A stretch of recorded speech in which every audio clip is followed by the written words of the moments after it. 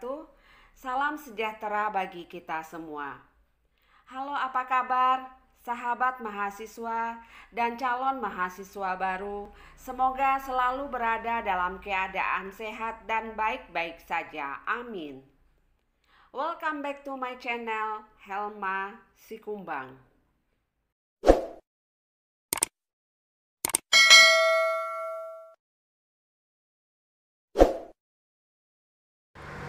Nah, sekarang kita akan membahas garis harga konsumsi atau Price Consumption Curve, biasa disingkat dengan PCC.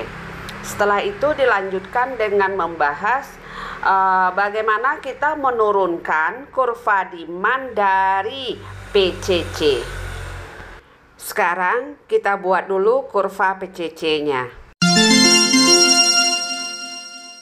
Kita buat kuadrannya dulu ya, sumbu vertikal melambangkan barang yang dikonsumsi. Kita umpamakan di sini barangnya adalah makanan. Sumbu horizontal pakaian. Seperti yang sudah kita bahas tadi, keseimbangan konsumen ini dicapai pada saat budget line bersinggungan dengan indifferent curve. Ini kita misalkan ada IC 0, ada budget line 0. Titik keseimbangannya titik E0. Maka titik E0 inilah yang akan memberikan kepuasan maksimum kepada konsumen. Jadi titik E0 ini adalah titik keseimbangan konsumen.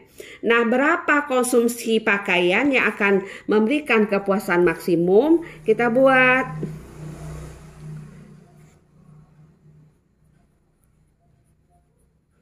Nah, ini makanan sebanyak OM0, pakaian sebanyak OPK0. Inilah konsumsi makanan dan pakaian yang akan memberikan kepuasan maksimum kepada konsumen. Sekarang kita asumsikan. Asumsi pendapatan tetap atau tidak mengalami perubahan.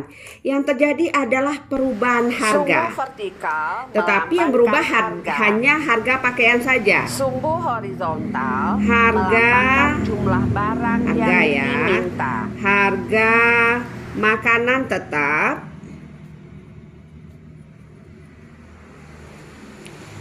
Harga pakaian yang berubah. Di mana di sini harga pakaian itu turun.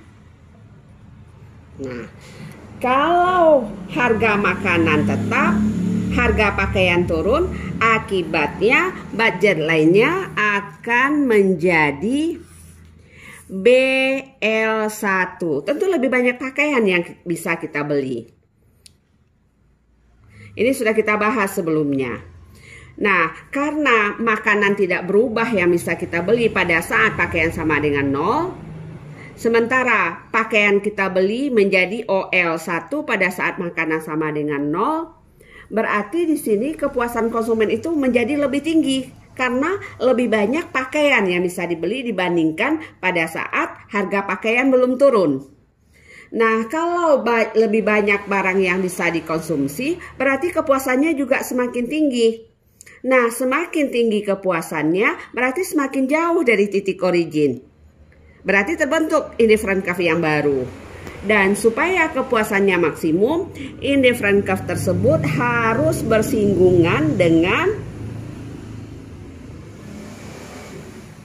budget lainnya yang baru, bersinggungan pada titik E1.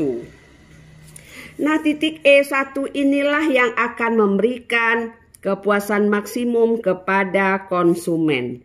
Maka dia akan mengkonsumsi pakaian sebanyak PK1 dan makanan sebanyak OM1. Sekarang kita umpamakan lagi harga pakaian turun lagi. Maka terbentuk lagi kurva budget line yang baru yaitu BL2. Karena lebih banyak pakaian yang bisa dibeli, berarti konsumsi pakaian lebih banyak sehingga kepuasan makin tinggi. Kalau makin tinggi, maka berarti kepuasannya semakin jauh dari titik origin. Dan supaya maksimum kepuasannya, maka dia harus bersinggungan dengan indifferent curve-nya yang baru. Nah, bersinggungan pada titik E2. Ini IC2. Titik E2 inilah yang akan memberikan kepuasan maksimum kepada konsumen pada saat produksi pakaian sebanyak OPK2 dan makanan sebanyak OM2. Nah, titik keseimbangan ini kita hubungkan. E0, E1, ini E0 ya. E0, E1, E2 kita hubungkan. Maka inilah yang disebut dengan PCC, Price Consumption Curve. Jadi definisi dari Price Consumption Curve atau garis harga konsumsi adalah kurva yang menunjukkan titik-titik keseimbangan konsumen akibat perubahan harga. Dari kurva PCC atau dari kurva Price Consumption Curve atau biasa juga yang disebut dengan garis harga konsumsi, bisa kita turunkan kurva demand atau bisa kita buat kurva demand. Nah, sekarang dari kurva PCC kita buat atau kita turunkan kurva demand. Kita buat dulu kuadrannya. Sumbu vertikal melambangkan harga dan sumbu horizontal melambangkan jumlah barang yang diminta. Karena kurva demand itu adalah kurva yang menunjukkan hubungan antara harga dengan jumlah barang yang diminta. Pada titik E0, jumlah pakaian yang dikonsumsi atau yang diminta sebesar OPK0. Pindahkan ke bawah OPK0 ini sejajar ya. Nah, OPK0 pada tingkat harga tertentu. Kita buat di sini harganya katakanlah P0. Ini titiknya. Ini yang titik E0 tadi.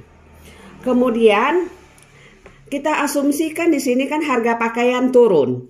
Kalau pakaian turun, tentu semakin dekat ke titik origin atau di bawah OP0. Katakanlah di sini P1, harga turun menjadi P1. Maka jumlah barang yang dikonsumsi atau yang diminta sebesar OPK1. Ambil lurus ke bawah OPK1. Nah, ini titiknya. Titik kombinasinya titik E1. Kemudian harga turun lagi. Kalau pada kurva PCC harga turun lagi kan budget lainnya menjadi BL2. Nah, tingkat barang yang diminta sebesar OPK2. Ambil lurus. Ini PK1, kalau ini PK2. Pada tingkat harga P2. P2 tentu semakin dekat ke titik origin atau di bawah OP1.